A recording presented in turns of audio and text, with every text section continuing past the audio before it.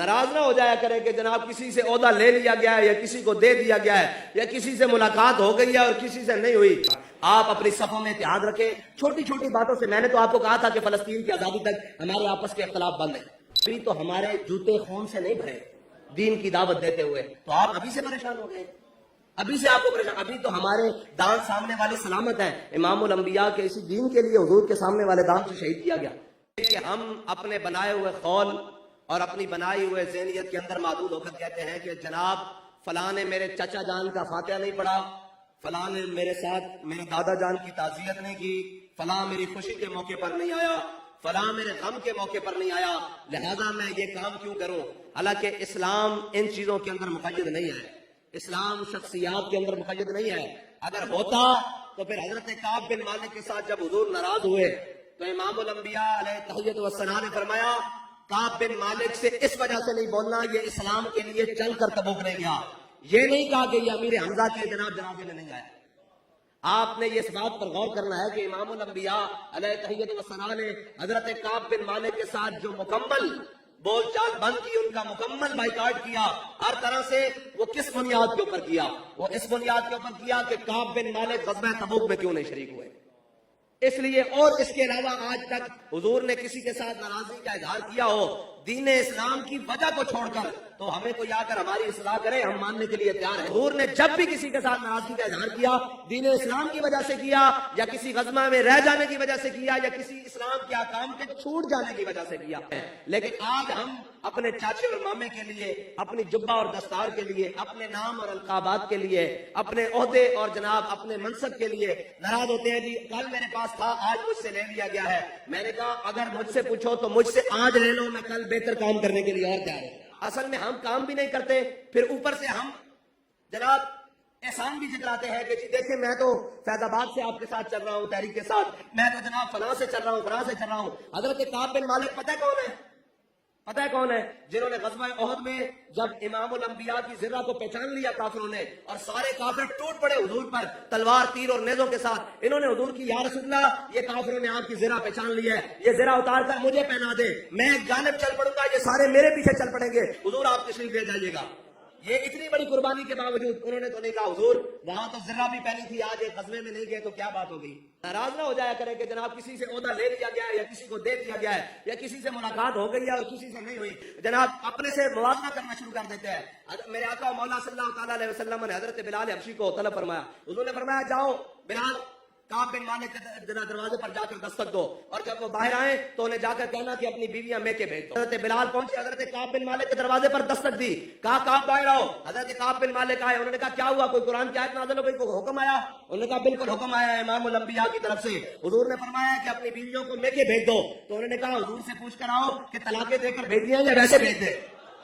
یہ ہوتا ہے کارکن جو جناب اصول کی پابندی کرتا ہے, جو حکم کو بجا لاتا ہے, جو حضور کی محبت کا جس کو ایک دفعہ جام مل گیا ہے نا پھر وہ دائیں بائیں نہیں دیکھتا, وہ تو کہتا ہے مر ہی جاؤں جو اس در سے جاؤں دو قدم, کیا بچے بھی مار غم قرب مسیحا چھوڑ کر, اور ایسے جلوے پہ کروں لاکھ حوروں کو نثار. حضور سے محبت. آپ کو یہ پتا ہے کہ یہ ساری باتیں یہ تنظیمی طور پر ہوتی رہتی ہیں, یہ ساری چیزیں ہوتی رہتی ہیں. اس کا مطلب یہ نہیں ہوتا کہ انسان مقصد کو چھوڑ کر کہیں اور چل پڑے. اور یہ یاد رکھنا جس مقصد پر ہم چل رہے ہیں نا, یہ مقصد کائنات کی ہر چیز سے افضل ہے, ہر عمل سے افضل ہے, ہر رشتے سے افضل ہے, ہر ناطے سے افضل ہے, ہر تقدیس والے جناب صاحب اور منصب سے افضل ہے. یہ جس منزل کو ہم چل رہے ہیں, ہمارا کوئی جذبہ اتنا سا ہے کہ ایک واٹس ایپ گروپ کے ذریعے تعلیل ہو جائے گا, یا ایک گروپ. مومن جو ہے وہ سازشوں کا شکار نہیں ہوتا. منافق تو ازل سے رہے ہیں اور ابد تک رہیں گے. منافقوں کا کام ہے, انہوں نے رہنا ہے ساتھ میں. لیکن آپ نے منافقین کے چال میں یہ جو اب یہ دجالی حالات ہیں, یہ میڈیا ہو گیا, یہ ساری چیزیں ہو گئی, ان کا تو کام ہے سازشیں کرنا. آپ کیا ایک واٹس ایپ کی ایک خبر سے وہ جی فلاں نے ایسے کر دیا, وہ پڑے اس بلا میں میری بلا, میں گدا ہوں اپنے کریم کا, میرا دی پا رہا ہے نا نہیں. بابا جی سے کسی نے کہا کہ جناب اب تو یورپی یونین نے بھی آپ کے خلاف قراردادیں پیش کر دی ہے, پاکستان کے اندر جتنے مقتدر ہیں وہ بھی آپ کے خلاف ہو گئے ہیں, اور یہ بھی بابا جی نے کہا ان کا بھی پالا پڑا نہیں, ان کا پالا حضور کے غلاموں سے اب پڑا ہے. ہاں امتحان ہمارے ضرور آئیں گے لیکن انعام بھی ادھر سے اتنے ہی بڑے آئیں گے. हाँ, आपका काम है सब्र के साथ और जनाब हौसला मंदी के साथ और छोटी सी एक खबर के साथ जनाब हमारे कासिम फखरी साहब को, बगदादी साहब को, ओ जी अगर क्या होगा, क्या होगा भाई, आखिर मर जाना है, उससे ज्यादा क्या होगा, मर कर क्या होगा, कब्र में सरकार आए तो मैं कदमों में गिरूं। अल्लाह ताला जिससे मर्जी दीन का काम ले ले, लेकिन इस वक्त दीन की जमात और दीन का काम करने के लिए और इस्लाम और मुसलमान बल्कि आलम इस्लाम के तमाम मुसलमानों के लिए उम्मीद है आपकी जमात तहरीक लब्बैक पाकिस्तान। आप अपनी सफों में इत्तेहाद रखें। छोटी छोटी बातों से, मैंने तो आपको कहा था कि फलस्तीन की आजादी तक हमारे आपस के इख्तलाफ बंद है, ये तय हो गया। मस्जिद में बैठे हैं भाई, अल्लाह के घर में, पहले सोच लो, सोच समझ के बैठो।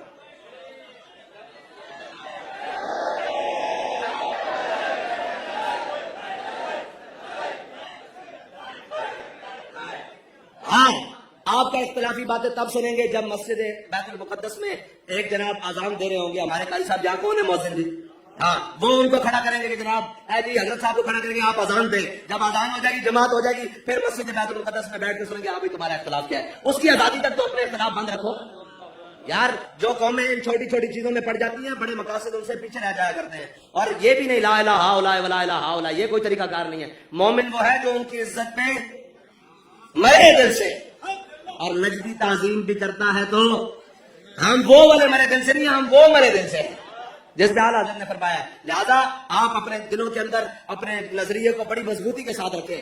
आप मुझसे ये तय करें कि आप आगे से ज्यादा वक्त देंगे तहरीक के लिए काम करने के लिए। ये जज्बाती वादा नहीं करना, जज्बाती वादा नहीं करना, ये बिल्कुल दिल और जान से वादा करना है। और याद रखना, दुनिया के काम तो आज तक किसी के पूरे नहीं हुए। एक जरा सा मैसेज चला नहीं हो, क्या हो गया, उन्होंने कहा क्या हो गया भाई, आज जेलें भरी पड़ी हैं मुजरिमों के नाम पर, ये जनाब चोरों डाकुओं के नाम पर। हम तो जब जाते हैं हुजूर के नाम पर जाते हैं। अपनी सफों को मुत्तहिद रखो और अपने बड़ों का एहतराम करो, अपने अंदर फर्क मरातब को समझो और अपने छोटों को अपने करीब करो। और जो आप यार मुझे ये बताओ, अभी तो हम दीन के लिए आए हैं, ये हजरत ने मुझे फूल पहनाए हैं, आप नारे लगा रहे हैं, आप बात सुन रहे हैं, मैं बात कर रहा हूँ, सारे नारे लगा रहे हैं, खुश हो रहे हैं। अभी तो हमारे जूते खून से नहीं भरे दीन की दावत देते हुए, तो आप अभी से परेशान हो गए, अभी से आपको परेशान। अभी तो हमारे दांत सामने वाले सलामत हैं। इमामुल अंबिया के इसी दीन के लिए हुजूर के सामने वाले दांत से शहीद किया गया।